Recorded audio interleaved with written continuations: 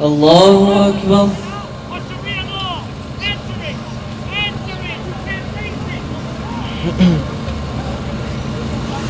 سمع الله لمن حمده. الله أكبر.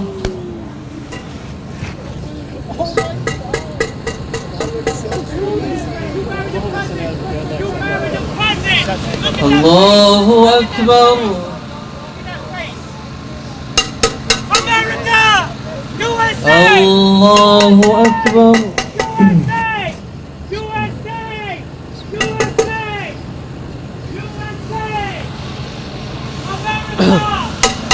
الله أكبر.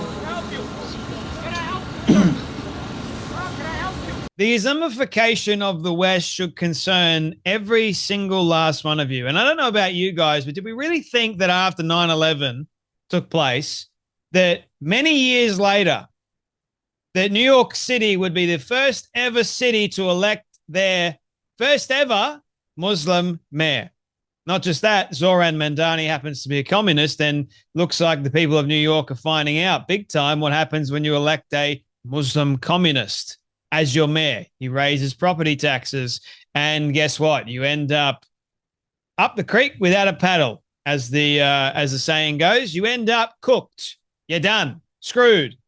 I don't know how many more analogies I can give you, but don't say that we didn't warn you, because we did. Not just that, we have in Times Square, it's Ramadan currently, in case you guys didn't already forget. But it's Ramadan, and in Times Square, you have Muslims taking over Times Square, right? Praying to their God Allah, right? I don't know about you, but I didn't think for 1 second that after 9/11 that the one city that would be so accepting and so tolerant of an intolerant religion would be New York City. Because guess what, guys? Christians have become so tolerant and so comfortable with a religion that doesn't tolerate them. Or it may look like they're tolerating you, sure, because they've got jihad. They've got psychological jihad. They're just following what their damn book says, in case you're wondering. They know how to manipulate. They know how to lie. They know how to deceive, because that's what Allah teaches them to do. So I know I've made many videos about Islam, as you guys no doubt have seen on my channel. And I have shared time and time again what this religion is all about. In case you were wondering, in case you need like a refresher course on what this religion is all about, supposedly, Muhammad, 600 years after Christ, I believe is the time frame. Yeah, 600 years after Christ, okay, decides to go into a cave and says that he meets the angel Gabriel, who gave Muhammad, of all people, an illiterate warlord who couldn't write anything down but could only speak it, gave an illiterate warlord the final revelation of Christ. Then Muhammad goes out, says that it's okay to grape young kids. So he does it, gives himself a pass there with Aisha. It's fine. It's okay to kill people. And then also says that the Jews and Christians are your enemy. Now, I don't know about you, but I don't know my God to say that the Jews and Christians are enemies. I don't even know that Christ says that Islam in the Bible is the enemy. You know what Christ teaches when it comes to your enemy? Love your enemy. Now, it's a very hard thing to do, especially when that enemy wants you dead, but that's what Christ taught us to do. However, that doesn't mean that we need to tolerate an intolerable religion. Doesn't mean we need to tolerate people walking all over us. No, no way in hell. We don't get walked all over, thank you very much. We don't get dominated. There's a difference between having a little bit of compassion and being accepting of certain things. And there's also a difference between giving over to evil and letting evil reign supreme. No, we should have standards. We should be bold. We should be courageous, especially when it comes to those that don't want us to exist. Now, getting back to New York City, okay, this is the point of this video. We had Muslims in New York City threaten that they're taking over. Oh, you don't believe me? Have a watch of this. Giving down. Yo, make some noise for the brother Mortar right now, baby. MashaAllah, yeah. Takbir! Oh, don't scare them, brothers. Relax. They're over here on purpose to be like, oh my God. Who's seen those videos where they're like, oh my God, the Muslims are taking over New York City? You seen those? You seen those? Let them know that we are taking over New York City. Takbir! Oh my God. I don't know about you guys, but have you seen those videos? Probably talking about one of mine, who knows? Have you seen those videos of those people saying, oh no, the Muslims are taking over New York City? Well, guess what, guys? We are taking over New York City. Let them know. We are taking over New York City. And not just that, but we also had that same Islamic preacher say, with us all, the haram gets eradicated. We are a threat. Now, the Muslims see lots of things as haram. So guess what? I'm haram. Christians are haram. Okay? Jews are haram. Anything the Muslims don't like or they disagree with is haram. Dogs, by the way, they're considered haram. So for Muslims, they're going, we are a threat because we will eradicate all of that. We'll eradicate anything that's haram. Sound like domination to you? Even them being in Times Square. I don't know any Christians, Hindus, Buddhists that also go to Times Square to do their nightly or just prayers in general. Do you? No, I don't know at all. I don't see Christians having massive worship sessions in Times Square. But no, Times Square gets shut down so the Muslims can pray to their false god Allah. They can have their backsides facing the bloody moon. How about that, right? And yet we've got to be so accepting and so tolerant to all of it. We've got to be so tolerant to it all. Since when? I mean, I don't know if you guys have seen my other videos about the problem we've got here in Australia, but Tony Burker, which we call Tony Burke here in Australia, Tony Burker is like our immigration minister, okay? And his electorate happens to be Lakemba, which happens to also be where the biggest mosque in Australia resides, Lakemba Mosque, which also happens to be the same place where the two Bondi terrorists were radicalized. Go figure. Tony Burker, who's also trying to bring in the ISIS brides, his electorate is Lakemba or in that vicinity. And guess what? He's trying to bring in the ISIS brides because he wants to be seen as tolerating or compassionate or accepting of the Muslim community.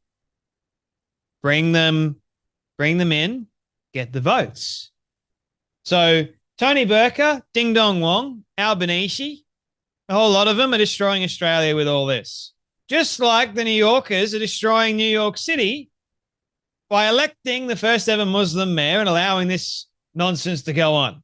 Now, I saw Sneeko was there, who hates dogs as well. The guy's another nut job, dingbat. I also saw another man, Nate Friedman, who's a Jew, in case you were wondering. He was there, and he interviewed one of the organizers. So you had that Muslim that was saying, we are taking over. His brother was interviewed by Nate Friedman. And I want you to watch this because it's quite brilliant how Nate Friedman uses the Quran against them and kind of makes the Muslims just deadpan silent. Have a watch of this. tell me about what's going on here today. So today we do this every year, and it is called Tarawih in Times Square. So Ramadan has entered for the Muslims, and Tarawih is a prayer that we pray every night. And so today the main purpose is just to show everyone what that looks like, to show people and teach people what Islam really is about, what the Quran actually says, rather than the things that are being shown left and right in the media and whatever have you. So it's about clarity. It's about building a community and things of that nature. And have you organized it personally? Or are you with a company? The organizer is my brother. Who's seen those videos when they're like, oh my God, the Muslims are taking over New York City? You seen those? You seen those? Let them know that we are taking over New York City. One of the misconceptions that is very common is that it's a religion of violence. Yes. And that its followers are people of violence, when actually the Quran talks about mercy repeatedly, far more than any book and revelation prior. I don't speak Arabic, so when I'm reading on the Quran.com, there's 10 translations. One says one thing, one says another one. One of them is like, if your wife is disobeying you, you can strike her lightly or beat her. Is it strike her lightly? Is it beat her? What context is there? Because I imagine that you don't support that. No, okay, so let me explain to you what that is. Are you married? I'm not. Okay, you have a girlfriend? I hope to be one day. You have a girlfriend? I don't. Okay, so when it says, you can beat your wife or you can strike your husband, strike your wife lightly, first of all, it's not something that puts the woman down or things of that nature. And it's the harm, if harm is supposed to come from it, right? Let me give you an example, hold on. I want to make it very clear. Absolutely. Give me a sec. Absolutely. Give me a sec. Yes. So something in Islam is that we are not allowed to strike one another in the face. Okay. And when it does say the word that is used in Arabic, right? Yeah. In context, it makes no sense. If we are not allowed to bring bodily harm to someone, then in what sense does it make for me to be able to discipline my wife from a place of harming my wife? Right. It doesn't make any sense. So why does it write it then? Because I'm saying basically, my understanding is that Muslims follow the Quran. And if the Quran says it's okay to beat up your wife, then I don't know. It doesn't say to beat up your wife. What it says is, I'll give you an example. Yes, please. Literally, please. This is what it's saying. Yes. As the final resort. Okay. Because when you say the hitting portion, it's I believe the third course of action after two far lighter things, right? Correct. Now imagine this is the final one. Yes. Like a friendly tap, like, yo, check yourself a little bit, you know? Yeah. And then if this is the worst, if this is the worst that is said to discipline someone, for lack of better words, then what can you say about a religion like that? Apparently the Quran speaks about mercy and compassion more than any other book prior. Right. So the Bible doesn't mention repeatedly, Jesus doesn't mention repeatedly either, to be compassionate, love thine enemies. If you do a side-by-side comparison between Jesus and Muhammad and what Jesus taught versus Muhammad, you'd be shocked, man. Muhammad doesn't even get anywhere close. He really doesn't. In fact, even the Bhagavad Gita talks more about compassion, and you see in people that are Hindu or they're Sikh, you see more of them being peaceful. But yet for a book that supposedly talks about mercy, compassion, you have a lot more violent people coming out of that. Gee, I wonder why that is. Right. So you're telling me, and you want to tell the entire world, that Islam is the religion of peace because you've got a massive problem with non-peaceful people that are in your religion, right? Why is that? Could it be what your religion actually teaches, I wonder? It's amazing to me, isn't it? Like you want to try and paint your religion, trying to defend it as much as you can, because you know for a fact it's in there. It's talking about violence. It's talking about killing Christians and Jews. It's in there, man. You're trying your very best, but you're not doing a very good job at it. And there was that portion of the Quran which talks about abusing your wife. You know, You can hit your wife. But you heard him. He paused for over 10 seconds. Give me a minute. Give me a second here. I've got to think about my response to this. I've got to think about how I'm going to gaslight living hell out of you. Oh, no. How am I going to defend the Quran? Because this passage of the Quran says hitting women is acceptable. Abusing women is okay, according to the Quran. What am I going to say that's not going to sound like, oh, I'm going to dumb it down. So if I give you like a little bit of a love tap, that's acceptable. That's just like what they're saying. The Quran says beat them. It's not give them a love tap. It's beat them. And you really think that Muslim men are just going to give their wife a little bit of love tap? Absolutely not. Have you seen any of the videos? I mean, but also not just that. Thank you for confirming that the book that you guys worship, thank you, and follow, I should say. Thank you for confirming that damn book says it's okay to beat your wife. Doesn't matter how much you try and gaslight and say, oh, just a love tap or not. Your book and your beloved prophet, may he rest in the police, your book and prophet give us everything we need to know about your religion. You can say, oh, they didn't do this, they didn't say that, but they did. Good luck trying to defend that. So well done to Nate Friedman. And also the other things that come out of this, like threatening. Now, it's amazing to me as well. We're in New York City, okay? Times Square. You have goodness knows how many Muslims that are there, probably hundreds, all backsides facing the bloody moon, going, Allah Akbar. Now, I don't know about you, but if I saw that and I'm just a regular person and I know what I know about the religion of Islam, and I've shared a bunch of knowledge to you all about the religion of Islam, and you hear chanting, Allah Akbar, like that, right? Usually the last thing that one person hears before boom or before they're killed is Allah Akbar. So if I'm walking past and I'm seeing all these Muslims, I would be like, what the hell? Is this like what's happening here? Should I be worried? Shouldn't I be worried? Like, there's a reason why we have every reason to be concerned. I mean, it's I don't care if they're trying to show the entire world on a mass scale. This is what the religion of Islam is all about, guys, because there's been a misconception on the media. Right. Why has there been a misconception about the religion of Islam in the media? I wonder. Think about it for just 5 bloody seconds. Now, that's not to say that there aren't any peaceful, loving individuals that call themselves Muslims. I happen to know a couple, but they don't follow the Quran.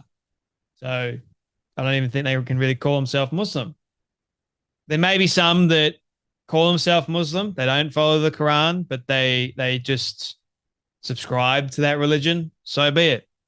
The thing is, I don't care what religion you're a part of, as long as you decide to practice it in peace. Okay? As long as you decide to not hurt anyone, you don't force it down my throat. I'm not going to force Christianity down anyone's throat. It's God that really does the work. All I got to do is just talk. God, through the Holy Spirit, he's the one that saves. I don't. I just open my mouth and share the gospel of Jesus Christ. That's all I do. Muslims, on the other hand, why have we got to see it constantly out in the streets, wherever we are? We've got to be reminded of it. Just, you can't tell me, okay? You can't. You can't say to me everything that I know about the religion of Islam. You cannot tell me that it's the one true religion, first and foremost, and that everyone is going to eventually convert. I won't have it, first and foremost. And no, it doesn't make me a hateful individual, none of those things. It just makes me a realist. It makes me go, Christianity doesn't do that. We allow everyone to believe in whatever we want to believe. If you want to believe in Christ, fantastic. Even better. That's the one true religion, or one true faith, by the way. The gospel of Jesus Christ. That's what it is. But Muslims just go, no, you can't question. You can't do this. And anyone that does, we're going to kill you. Comparison. You don't have to look too far and see what's going on in other Muslim countries to know this is what Islam is all about in its entirety, if followed literally. It's a problem. And if we're not careful, we're going to end up with Islam taking over, the Islamification of the West. And God help us all when that happens. We'll be doomed, essentially. Well, I think we'll be raptured by that point, but nevertheless, doesn't stop us from fighting, right? Fighting with our words. Anyway, that's enough from me. You guys take care, be blessed, and I'll see you all in the next video.